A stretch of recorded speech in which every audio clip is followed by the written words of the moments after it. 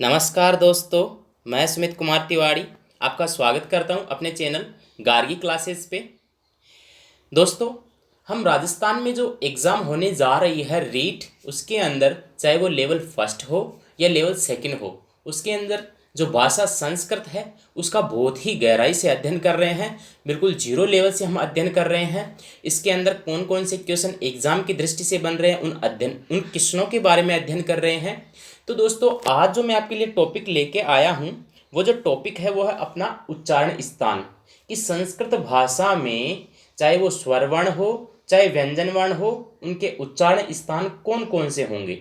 तो अपने को ध्यान में रखना है ये उच्चारण स्थान। इनके अंदर से एक या दो क्वेश्चन जरूर पूछा जाता है रीट लेवल फर्स्ट और सेकंड। केवल रीट लेवल फर्स्ट और सेकंड के लिए ही नहीं, ये अपने फर्स्ट ग्रेड हो सेकंड ग्रेड हो, इसके अलावा जो नेट का जो अपने कोर्स चलता है संस्कृत का, उसके अंदर भी ये पूछा जाता है। तो हम आज शुरू कर रहे हैं उच्चारण स्थान। देखिए, उच्चारण स्थान होते क्या हैं। यानी कोई भी वर्ण है जो जहाँ से उत्पन्न होता है वह उसका उच्चारण स्थान कहलाता है। जैसे मान लो क है, ये क कहाँ से प्रकट हो रहा है, कहाँ से उत्पन्न हो रहा है, अपने शरीर के कौन से भाग से उत्पन्न हो रहा है, तो वह उसका उच्चारण स्थान है। ठीक है। अब आपको यहाँ पे क्वेश्चन पूछेगा, वो यह पूछेगा कि उच्चारण स्थान कुल होते कितने हैं। अगर आपको ये क्वेश्चन पता है तो ये दो प्रकार से पूछे जाएंगे। किस प्रकार से? एक तो पूछेगा आपको कि पाणिनीय शिक्षा के अनुसार उच्चारण स्थान कितने हैं, और एक पूछेगा सामान्य रूप से उच्चारण स्थान कितने हैं। अब आपको अगर पूछता है कि सामान्य रूप से उच्चारण स्थान कितने हैं, तो आपको बताने होंगे 7 हैं। कितने बताओगे? 7 बताओगे। उसके अलावा पाणिनीय शिक्षा के अनुसार अगर आपको पूछता है कि पाणिनीय शिक्षा के अनुसार उच्चारण स्थान कितने हैं, तो आपको बताना होगा 8। ठीक है। सामान्य रूप से 7 और पाणिनीय शिक्षा के अनुसार 8 है। ओके। उसके बाद में कौन कौन से उच्चारण स्थान होते हैं, तो आपको बताना होगा कंठ, तालु, मूर्धा, दंत, ओष्ठ, नासिका, जिह्वामूल्य और ऊरस। ये 8 प्रकार के हैं। ये जो 8वां प्रकार है ऊरस, ये पाणिनीय शिक्षा में माना गया है। ठीक है। और ऊरस का मतलब होता क्या है? ऊरस का मतलब होता है छाती। ठीक है।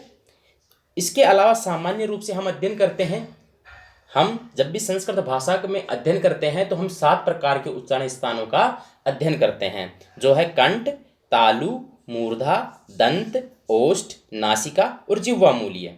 ठीक है। उसके बाद में हम प्रत्येक प्रत्येक सूत्र को देखते हैं जो अपने उच्चारण स्थान कहे जाते हैं। ठीक है। देखते हैं कौन सा वर्ण कहाँ से उत्पन्न होता है। तो सबसे पहला जो अपना सूत्र है वो सूत्र है अ कु है विसर्जनीय नाम कंठ है। क्या क्या है इसके अंदर? अ कु है, 3 वर्ण है, अ कु है, उसके बाद में विसर्जनीय नाम कंठ है। यानी कि अ का मतलब अ ह्रस्व और दीर्घ, अ आ। कु का मतलब क वर्ग। ठीक है। कु का मतलब क वर्ग, उसके अलावा विसर्ग और है। यानी अ ह्रस्व हो या दीर्घ हो, कु का मतलब क वर्ग के 5 वर्ण, उसके अलावा विसर्ग, है का जो उच्चारण स्थान है वो क्या माना गया है? कंठ को माना गया है। ठीक है। वो किसको माना गया है? कंठ को। यानी अ आ और क वर्ग के 5 वर्ण, है और विसर्ग, इनका अगर आपको उच्चारण स्थान पूछे तो कंठ। तो अकुह विसर्जनीय नाम कंठ है। उसके बाद में सूत्र आता है ईचु यसानाम तालु। यानी ई ह्रस्व हो या दीर्घ हो। च चू का मतलब च वर्ग, च के 5 वर्ण। ठीक है। च छ झ झ ञ 5 वर्ण। उसके बाद में य और श। ये जो श होता है दोस्तों, ये कहलाता है तालव्य सकार। इनका जो उच्चारण स्थान है वो तालु को माना गया है। ठीक है। यानी ई ह्रस्व दीर्घ, च वर्ग के 5 वर्ण, य और श, इनका जो उच्चारण स्थान होगा वो तालु होगा। उसके बाद में ऋतु रसाणाम मूर्धा, री टू र सा णाम मूर्धा। यानी री चाहे ह्रस्व हो चाहे दीर्घ हो, टू का मतलब ट वर्ग, ट के 5 वर्ण, र और श, ये जो श है ये मूर्धन्य सकार कहलाता है। इनका अगर उच्चारण स्थान पूछता है तो कहलाता है क्या? मूर्धा।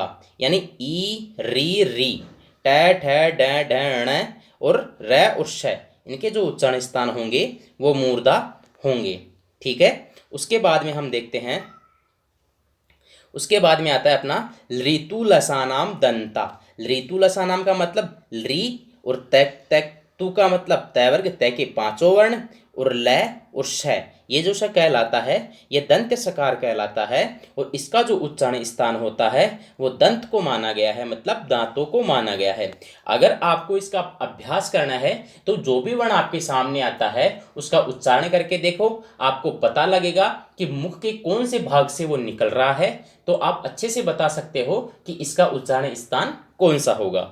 और ये जो सूत्र हैं इन सूत्रों को भी आपको याद करना पड़ेगा। ठीक है।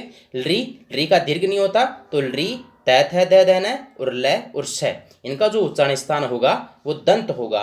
उसके बाद में उपपद्मानिया नाम ओष्टव, यानी ऊ ह्रस्व हो या दीर्घ हो, पै वर्ग हो, और उपपद्मानीय का उच्चारण स्थान जो होगा वो होगा ओष्ठ।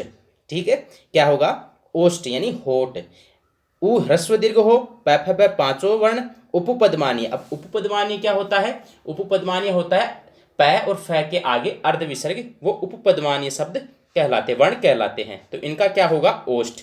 उसके बाद में यमगणना नाम नासिका च, सूत्र आता है यमगणना नाम नासिका च, यानी य म ङ ण नम, यानी पांचों वर्ग के जो अंतिम वर्ण हैं, पांचों वर्गों के जो अंतिम वर्ण, पांचवें वर्ण हैं, उनका जो उच्चारण स्थान होगा वो नासिका होगा।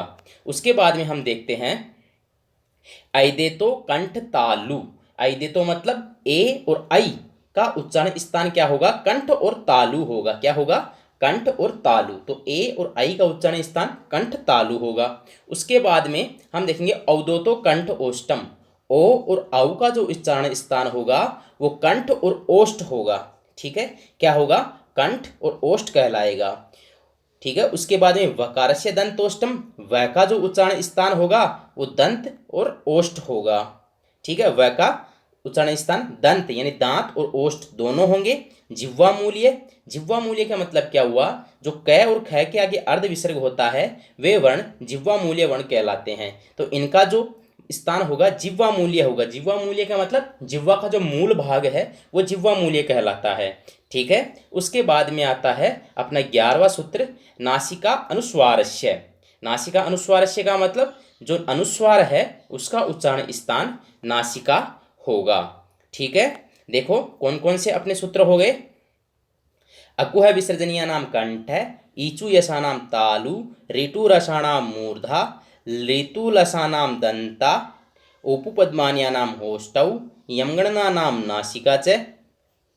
एदे तो कंठ तालु, ओदो तो कंठ ओष्टम, वकार से दंतोष्टम, जिह्वा मूल्य से जिह्वा मूलम, और नासिका अनुस्वारस्य। उसके बाद में क्वेश्चन पूछते हैं कि दो उच्चारण स्थान वाले वर्ण कितने हैं। दो उच्चारण स्थान वाले वर्ण पूछे तो अपने को बताना होगा 10। कैसे? एक तो ए ओ आई औ और व। ए का कंठ तालु, ए का कंठ तालु। ठीक है। ओ का कंठ ओष्ठ, औ का कंठ ओष्ठ, और वकार से दंतोष्टम, दंत और ओष्ठ। एदे तो कंठ तालु, ऐदे तो कंठ तालु, औदो तो कंठ ओष्टम। ठीक है। उसके बाद में यमगणनम, ये जो 5 वर्ण है इनका नासिका तो होता ही होता है। तो जैसे अपन ने कैवर अकुह विसर्जनीय नाम कंठ पढ़ा, तो अकु कै का जो कै वर्ग है उसके अंदर जो 5वां वर्ण है ङ है, तो उसका कंठ भी हो गया। इचु यशाणाम तालु, अब च वर्ग के अंदर अंतिम वर्ण है हिय, तो उसका तालु हो गया। ऋतु रसाणाम मूर्धा, ट वर्ग का जो 5वां वर्ण है तो उसके हिसाब से मूर्धा भी हो गया। और न लितु रसानाम दंता, दंत भी हो गया। और मै का भी हो गया ओष्ठ और नासिका। ठीक है। अतः एक उच्चारण स्थान वाले कुल अगर वर्ण पूछता है, कुल एक उच्चारण स्थान वाले, तो 32 वर्ण आएंगे। उसके अलावा विसर्ग, उपपद्मानीय, जिह्वा मूल्य, अनुस्वार, और अगर 2 उच्चारण स्थान वाले पूछता है तो आपको बताना होगा 10। उम्मीद है ये थे अपने उच्चारण स्थान। उम्मीद है आपको ये जानकारी बहुत पसंद आई होगी। अगर ये जानकारी आपको पसंद आई है तो प्लीज़ इसको लाइक कीजिए, सब्सक्राइब कीजिए और शेयर कीजिए। धन्यवाद।